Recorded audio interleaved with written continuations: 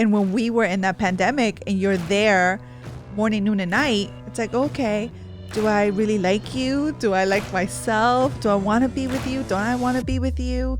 What parts of you don't I like?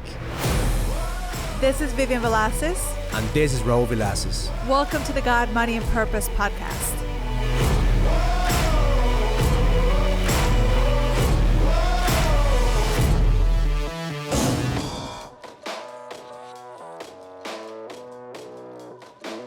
And welcome to another episode of the God, Money, and Purpose podcast. And I'm here with my beautiful queen. Yes, so excited to be here with you, my love. Vivian Velasquez. Is everything okay? You can measure in here. The table is No. The table is sturdy. What's going on here? It's not that sturdy, but I am making sure that I'm talking into the mic. Okay, excellent. All right, so today we want to talk about just some Q&A. There's some questions that we've gotten from the audience. We haven't been in this podcast for a couple of weeks. It's been a lot of things going on, and I can't believe that I'm walking around and just before you came here, I was with a team, went out for lunch. No masks. We're able to walk around finally. In all the places? Like they were not requiring masks. Really? So yeah, I was listening to something that there is Broadway is opening up, the movie theaters are opening up, and how people feel a little bit just still in a place of fear. That it's like, okay, do I want to go back? Do I want to be around, people? And yeah, I don't know how to be honest with you, it feels weird to walk around with no mask.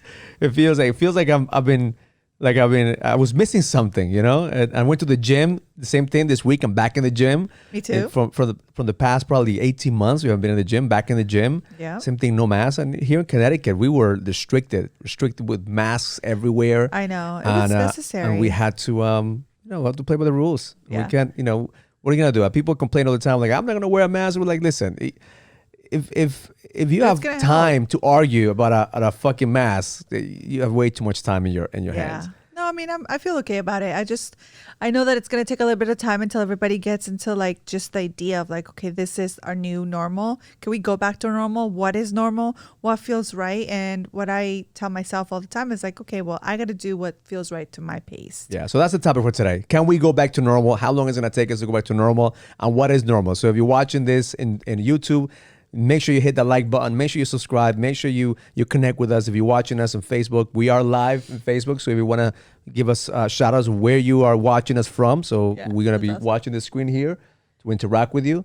If you're watching this through or listening to this on a podcast in iTunes or Spotify, make sure you subscribe and make sure that you give us a review. I want to really start pushing the podcast in iTunes and Spotify. I think that we don't promote that enough. All I listen to are podcasts now. I don't listen to news. I'm not listening to radio. And I think that if our listeners could also subscribe to the podcast, there will be some more insights that we could share with you.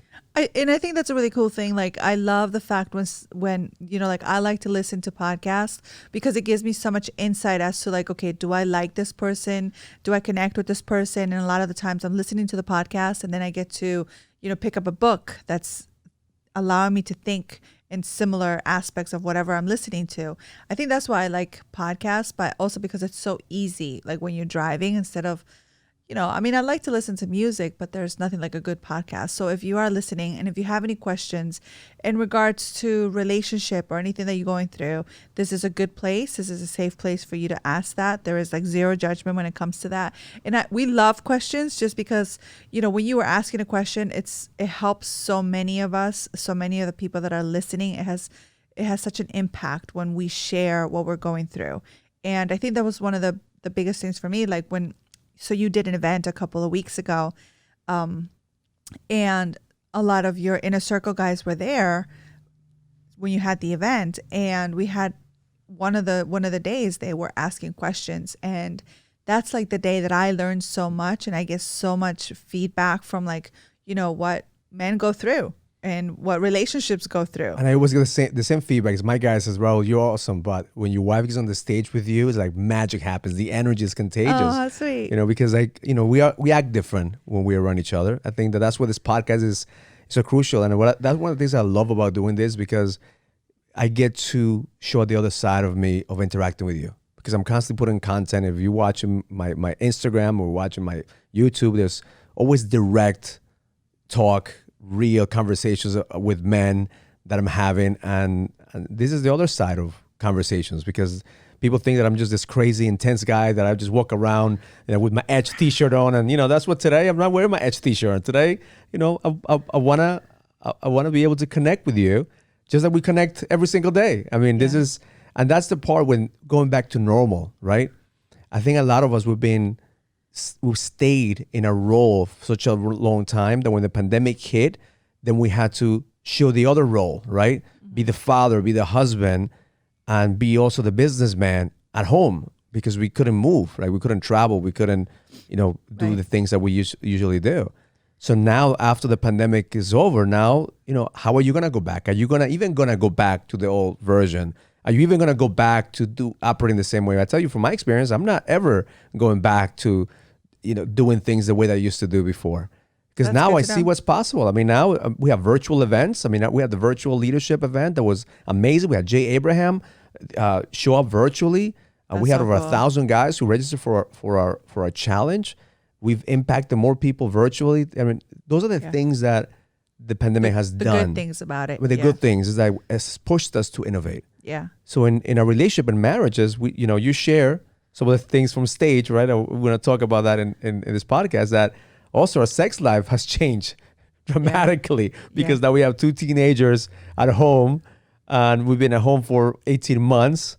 So let's talk a little bit about that. I'm sure a lot of couples can relate to their sex life not being interrupted. And with the pandemic and everything that happened, I think it just exposed every part of us. And if you are, and this is the thing, we're not here to say we are experts in our relationship. I think just the fact that we take the time to have better communication, to just even learn about each other, that is the only reason why we're still here, that we could actually continue to celebrate our marriage and continue to celebrate our relationship. And I think that's one of the things that in marriages, in relationships, one of the things that was really exposed was having this sexless marriages. And how do you come back to that? How do you build a connection all over again?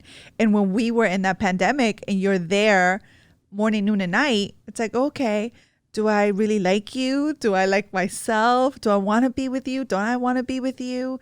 What parts of you don't I like? It brought up so much, right? So I think one of the things that I took away from the event, of a couple of the questions that they asked, is the men want to feel loved and they want to feel appreciated, and they want that physical touch. And it's very important. It's very important for men. And we as women, and I talk to women a lot, and it's kind of by the time we get to the part of the relationship where we are going to have this sexual experience, and I know we always come back to that. If we're talking about this, we're everybody's wake up and listen to this. It's important. But when women get there, the same way how you guys are, you out there and you get all this significance from work, the same thing for us. When we come home, I feel the woman that I'm talking to now is by the time you come home, you're so depleted. You're so or from being at home, just with so much going on at home. And then by the time that comes, your sexual intimacy, it's just not there anymore. It's just, oh my gosh, there's so much work. Do I really want to go to that? And that's what it is. You mentioned this at the event, that, when you're spending so much time with each other, right? And you kind of lose that polarity. You lose that polarity, that attraction. I remember when I used to travel a lot, it was you send me texts, I'll send you texts. We'll have the polarity. We couldn't wait to see each other because it was anticipation. Yeah. And I heard somebody say, or I don't know if it was a podcast or a book, that said back in the days of our grandparents, right? How come my grandfather has 7, 8 kids, right? My grandmother, on the side. So your father had 12. My father has 12 brothers and sisters, right? Back then, obviously, there was other times, but what changed right now? Couples only have a couple of kids and that's it, right? Yeah. Yep. And it's because they used to go to work for 8-10 hours a day. There was no cell phones. There was no FaceTime, so they will have a chance to miss each other. Yeah, there's a longing of coming back together. Like I'm wanting, the wanting, right? Like, and I think we don't have that enough. And the more that I talk to women, again, we go back to that. It's like, you're just so tired from doing everything else that you put a priority to, that when it comes to your marriage or to your sex life, it doesn't become a priority anymore. And, sad to say, like, we've all fall into that story. Because of routine. Because of routine. So if you've seen that person morning, noon, and night, the last thing you want to do is probably just, have sex. You're bored. You're bored. You're ready kind of, okay, he's there or she's there.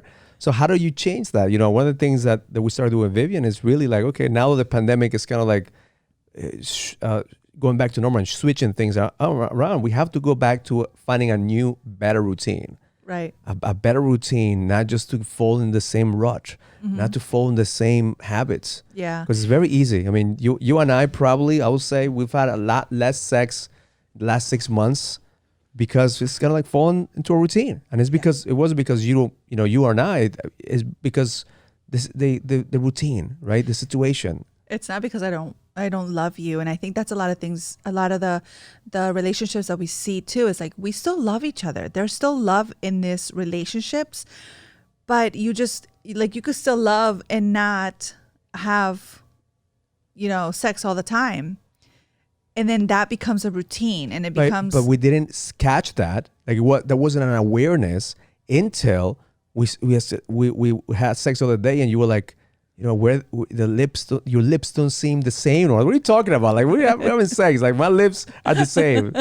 But for you, it was different because it was more intimacy. For me, it was more of a physical need, right? Yeah. And that's what the difference is with men. We become animals, right? We could just have sex. Women, there's a different. It's more of a physical need for you. There's an emotional. For us, is emotional connection. Need. Yeah. So that's I realized, like, yes, we have a lot less sex than before, and I started looking at the patterns because.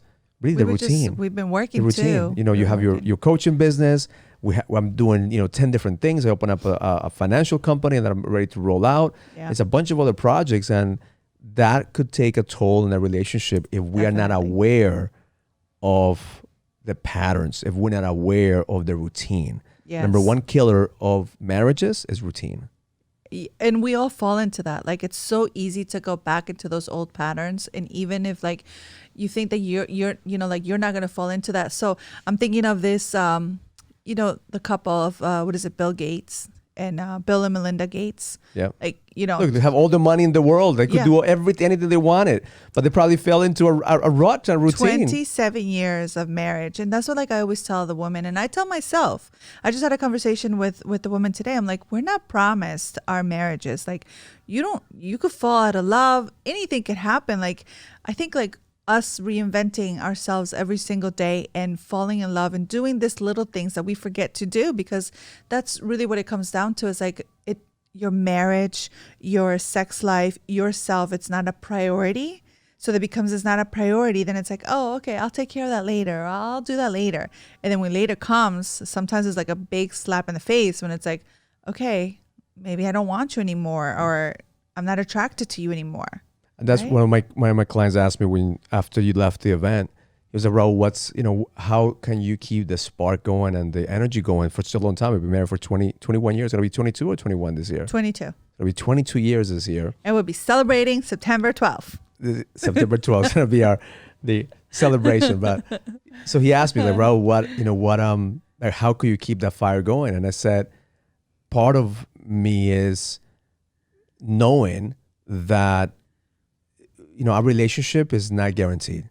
Like, you and I had a conversation a long time ago. I said, like, the moment that you fall out of love or you find somebody else that loves you more, like, you're free to go, right? Like, I'm not going to hold you back. The same thing with me. And it's not that we, by no means we don't have an open relationship, all right? No, I don't think we'd be able to handle that. We're in a committed relationship to one another.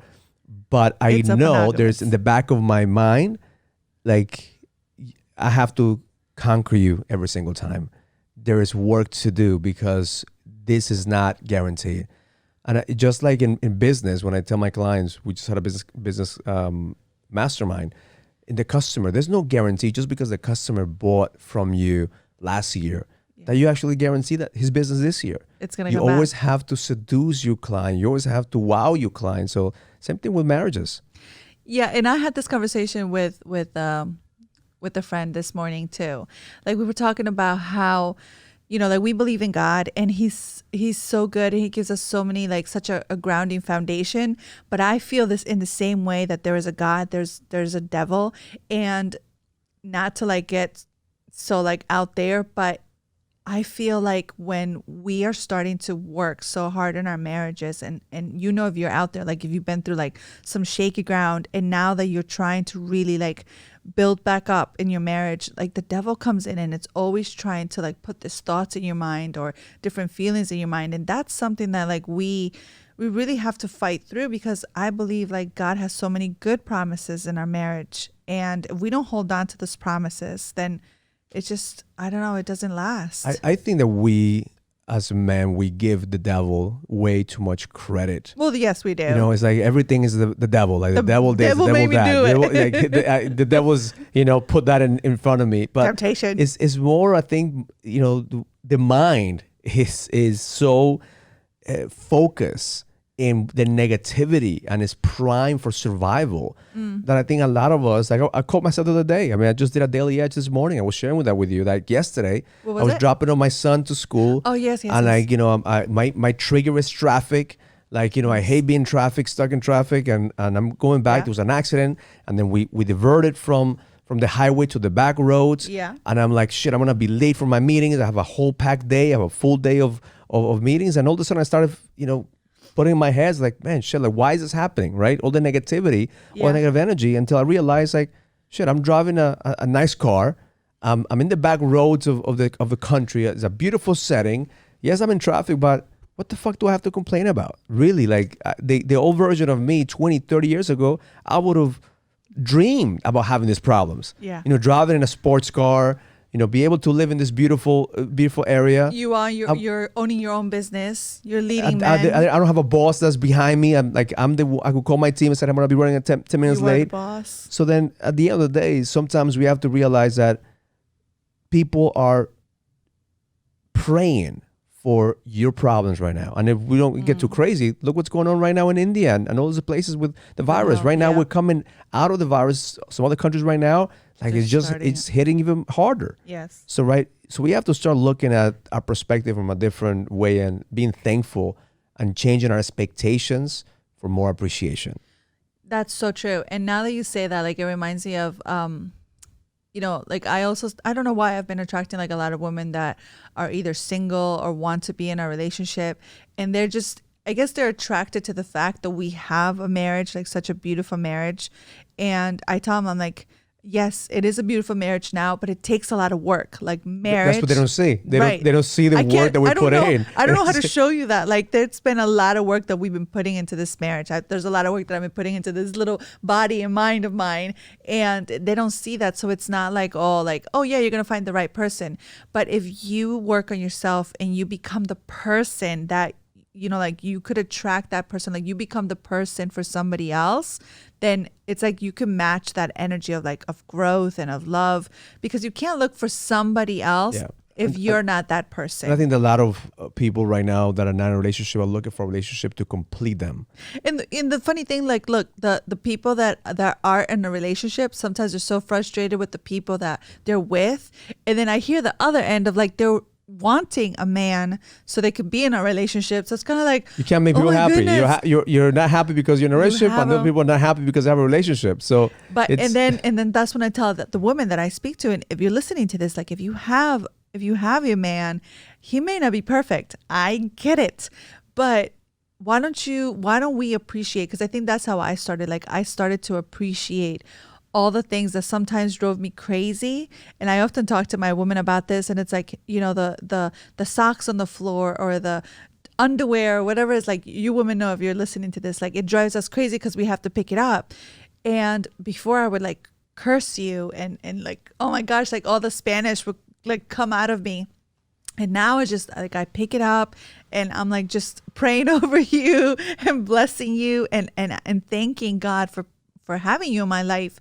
And that in itself is a complete different energy of like, thank you, God, because I have someone to love, because that someone loves me back. And not every day might be a good day. I get it, but we're working towards loving each other, even our imperfections. And talk about imperfection. Let me fix your hair there for a little bit. Oh, wait, what is it? Crazy here. There you go.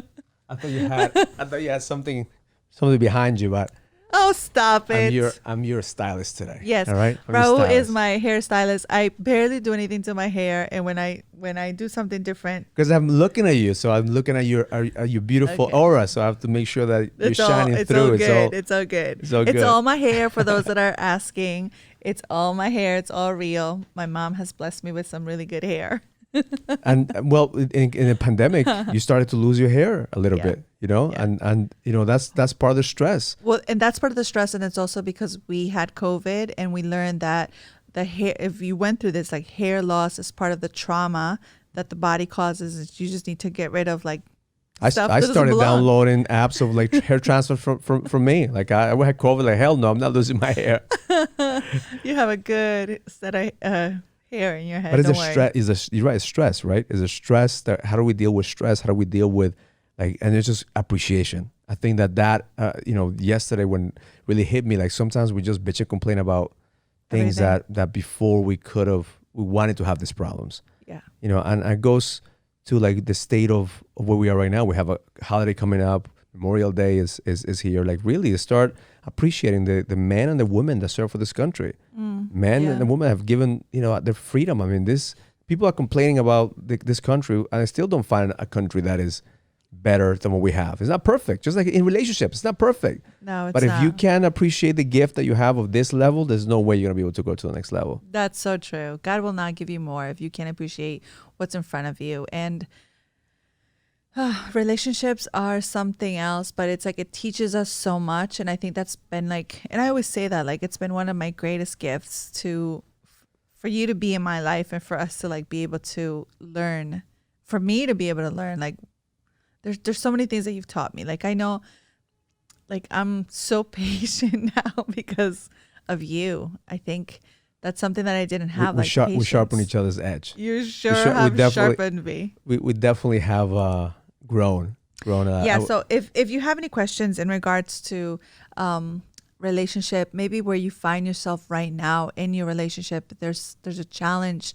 that you see like as a big problem, I think it's great sometimes to share it, because when we are stuck, and that's what I've found out too, like when we see a problem, we get stuck there, and the only reason we get stuck is because we're so like just in that energy level of just seeing the problem. When you share your problem, that you're able to, or somebody could give you some feedback from a different perspective, and you could get out of it. Because that's another thing, like we in relationships, like we get stuck in this one problem and we feel like this is it, like there is nothing else, we can't get out of it, we're gonna be here forever, and it's just, we just continue to manifest the same thing over and over again. We're going back to finishing the year. I mean the school year, right, with our kids, and how things are going back to normal, right? Our daughter, she came back a couple of weeks ago. She has 3 Fs, right? She had, and she had 3 Fs. She brought it up, and I'm thinking like the effect of COVID, the effect of being quarantined, like that has, I don't like to wear masks. Just imagine these poor kids are wearing masks every single day. That has to be a psychological effect, and it has been. And a way for them to block their creativity as well. So being creative is part of learning. And one of the things that I told my little girl when she came to me with 3 Fs, I said, like, you have to pay the price. Yeah, there's like, a consequence. Give me 3 things, 3 consequences. So she was, okay, what are the 3 things that you value the most right now that because of the 3 Fs you're gonna lose? She goes, well, my phone, my friends, and my makeup. I said, okay, no more friends, no more phone, no more makeup. She gave herself the punishment? She gave herself the punishment. I asked her to pick 3 things, and then she told me the 3 things. I said, okay, you won't have those 3 things for 3 weeks until the school closes, and if you don't pass, because I said if you stay back, it's gonna be a completely different conversation.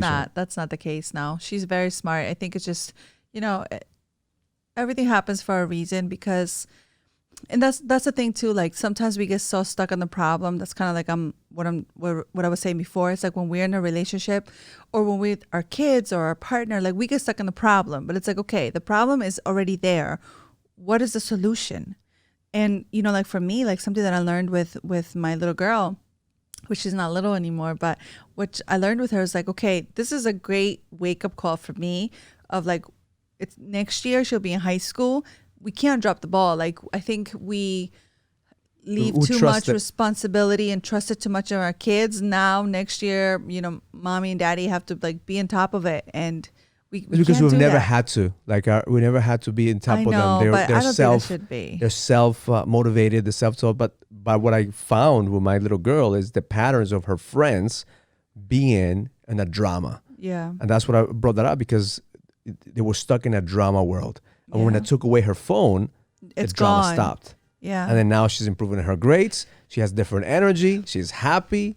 And I think that's, we are addicted to drama. We want to be in the middle of the drama. So in relationships, same thing. You may be addicted to your drama. In business, you may be addicted to your drama. That's why you don't have enough money all the time. And every single month you're trying to figure out how to pay the bills because you're attracting that because you're addicted to that.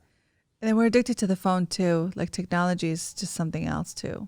Like, oh my gosh, I am at fault all the time, but I know like I'm really trying. But is it that we are addicted to the phone or is it that we are addicted to the things that we're watching in the phone? Because the phone, again, this is not the problem.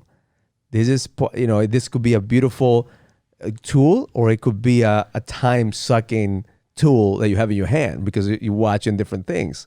Yes, definitely. So it's up to you how to use it. It's how you use the things. Everything, everything is good up to a limit. My mother always said, like, everything is good up to a certain point. There's a limit to everything. So then one of the things that I always tell myself before I go to bed, like if I'm really, really trying not to bring my phone into the bed because I did a video and I don't know if Elvis posted it or not, but I said like, if you're touching your phone instead of your partner before you go to sleep, like that's a problem.